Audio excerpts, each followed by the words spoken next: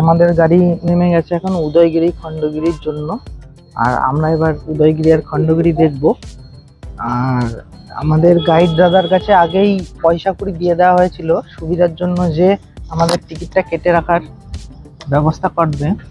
আর দাদা আমাদের টিকিট কেটে রেখেছে অলরেডি। তো আমাদের নাম অ্যানাউন্স করলে আমরা চলে যাব।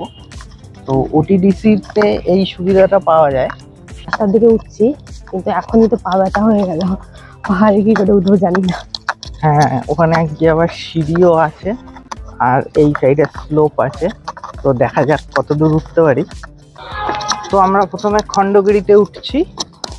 এই দেখো সিঁড়ি, আর এই সিঁড়ি দেখে আমাদের সেই রাঁচির সিঁড়ির কথা মনে পড়ে গেল। তো আমরা একদম টপে যাব না, কারণ টপে রয়েছে জৈন মন্দির, সেটা বন্ধ রয়েছে। তো গাইড দাদা বললো যে বিকেলবেলা তারা পুজো করার জন্য খোলে।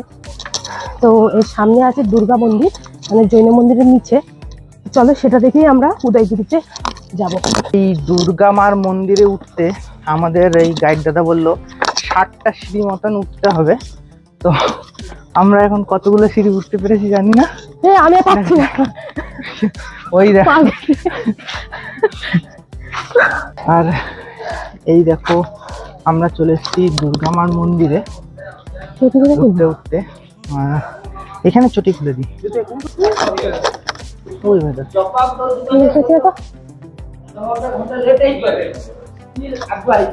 আর এটাই হলো সেই মন্দিরটা। তো আমরা জুতোটা খুলতে পারছি না, কারণ এখানে খুব হনুমান রয়েছে, যদি জুতো নিয়ে পালায়।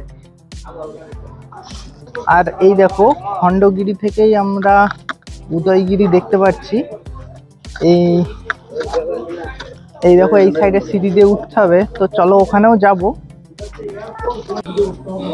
আর এই দেখো এই সাইডে সোজা গেলে আমাদের জৈন টেম্পল আসবে। আর এই জৈন টেম্পল বন্ধ আছে এখন, ওই দাদা বলছে। তো আমরা এইদিকে আর উঠবো না। তো চলো আমরা উদয়গিরির দিকে যাই।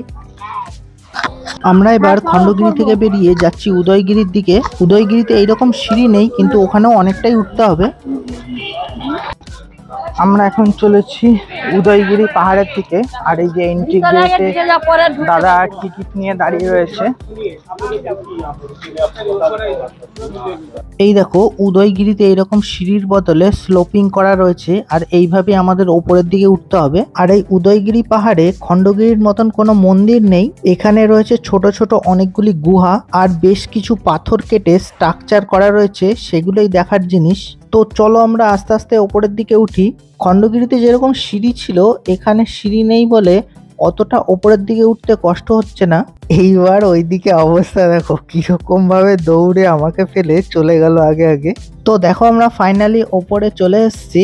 আর এইখান থেকে দারুণ একটা ভিউ দেখা যাচ্ছে। সামনে দেখো পাথর কেটে যে স্ট্রাকচারটা বানানো রয়েছে, এটাই হচ্ছে মেন দেখার জিনিস।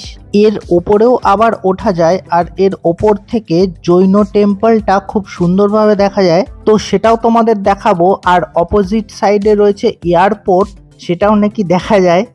তো চলো দেখা যাক। আর এই দেখো সেই খণ্ডগিরির জৈন টেম্পলটা, এখান থেকে পরিষ্কার দেখা যাচ্ছে। তাছাড়াও দেখি এখান থেকে জুম করে তোমাদের কতটা দেখানো যায়। তো এইবার দেখো অনেকটাই পরিষ্কার করে তোমাদের দেখাতে পারছি। মন্দিরটা খুবই সুন্দর, যদি খোলা থাকতো তাহলে অবশ্যই উঠে তোমাদের দেখাতাম। তো চলো এবার উদয়গিরির একদম টপে যাওয়া যাক।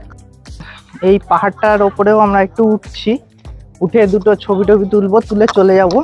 কারণ বাস দাদা বলে দিয়েছে এখানে আমাদের টাইম ছিল 45 মিনিট। সো যত তাড়াতাড়ি সম্ভব তত তাড়াতাড়ি করে আমরা বাসে চলে যাব। তো এই দেখো বলতে বলতে আমরা অনেকটাই ওপরে চলে এসেছি। আর এর ওপরে উঠলেই সামনে তোমাদের এয়ারপোর্টটাও দেখানোর চেষ্টা করব। আর ওই দেখো ওইদিকে রিলস বানানোর জন্য স্ট্যান্ডের ওপর ফোন লাগিয়ে দাঁড়িয়ে পড়েছে। এইবার দেখো এইটা হলো উদয়গিরির একদম টপ ভিউ পয়েন্ট। এবার দেখি তোমাদের ভুবনেশ্বর এয়ারপোর্টটা দেখানো যায় কিনা।